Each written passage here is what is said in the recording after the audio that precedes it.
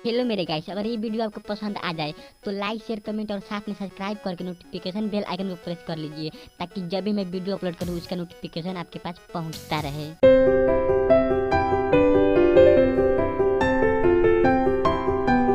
एक राजेश नाम का व्यक्ति था जो ढेर सारी सब्जियां बाजार में बेचता था।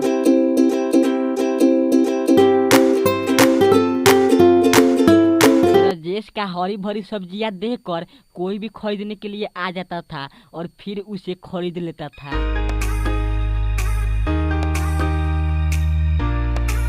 राजेश भी लोगों से बहुत अच्छे व्यवहार से बातें करता था और फिर सब्जियां भी बेचता था। शाम होते ही राजेश सब्जियां बेचकर अपने घर वापस आ जाता था और फिर ठेले को अपने घर से बाहर और कुछ बचे हुए सब्जियां को अपने घर में रख देता था। अगले दिन राजेश फिर से ही अपने ठेले पर कुछ सब्जियां रखकर बाजार में बेचने के लिए निकलता है। राजेश अपने ठेले पर सब्जियां लेकर जैसे ही अपने घर से कुछ दूर आगे बढ़ता है कि मोतिहारी में रहने वाले एक बाबा से राजेश का मुलाकात हो जाता है।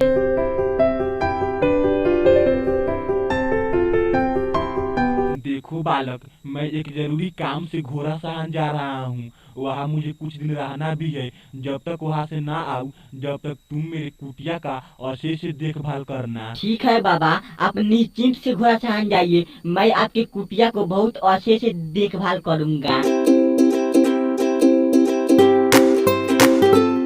बाबा से इतना बात कहने के बाद अब राजेश अपने ठेले पे सब्जियां लेकर बाजार में पहुंच जाता है। राजेश के बाजार में पहुंचते ही एक निकेश और एक विशाल नाम का व्यक्ति कुछ सब्जियां खरीदने के लिए आ जाता है।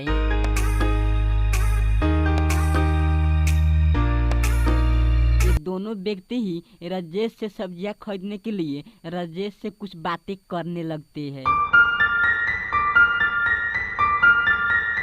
धीरे धीरे आज राजेश का सारा सब्जी या कुछ ही घंटों में बिक जाता है।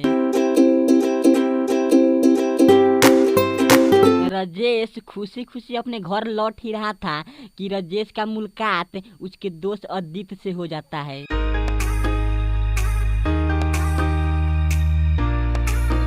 राजेश, आजकल तुम सब्जियां बेचने में बहुत ही मेहनत कर रहे हो और सुनने में आ रहा है कि तुम धीरे धीरे अमीर भी होते जा रहे हो। हाँ अदित, आजकल मैं बहुत अधिक रुपया कमा रहा हूँ। इसका वजह यह है कि मैं आजकल बहुत ही अधिक मेहनत कर रहा हूँ। राजेश अदित से कुछ देर बातें करने के बाद फिर अपने घर वापस चला जाता है, लेकिन अदित एकदम से ही राजेश की ओर देखते ही रह जाता है।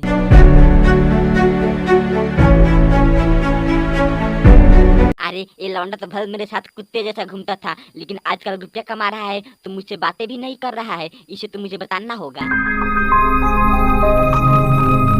अगले दिन राजेश अपनी पत्नी के साथ अपने घर को छोड़कर दूसरे गांव में चला गया होता है और इधर इसी का फायदा उठाते हुए अदित राजेश के घर में आग लगा देता है। देखते ही देखते राजेश का घर जलकर राख हो जाता है।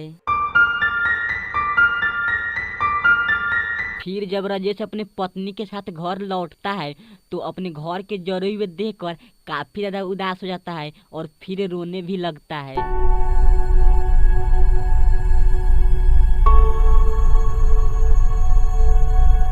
राधिका, अब हम दोनों कहाँ रहेंगे?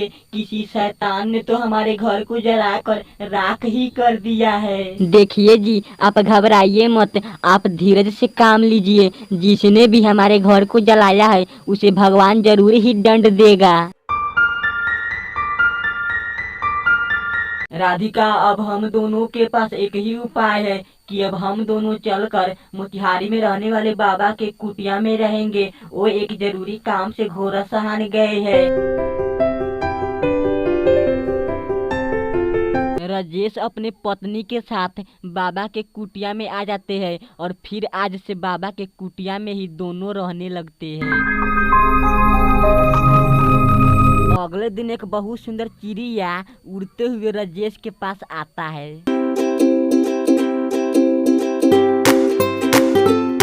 सुनो, मुझे यहाँ आपका सहायता करने के लिए मुझे यहाँ बाबा ने भेजा है। वो आपके बारे में सब जानते हैं। मैं तुम्हें घर बनाने के लिए कुछ रुपया दे रहा हूँ। तुम इन रुपयों की सहायता से घर बनाकर अपने पत्नी के साथ उसी घर में रहना। राजेश जदुई चिड़िया के द्वारा दिया गया रुपया पैसा की सहायता से एक बहुत सुंदर घर बना लेता है और फिर अपने पत्नी के साथ उसी घर में खुशी से रहने लगते हैं। इधर अदित राजेश के घर को देखकर क्रोध से जल उठता है और समझ जाता है कि ये राजेश का ईमानदारी का ही फल है।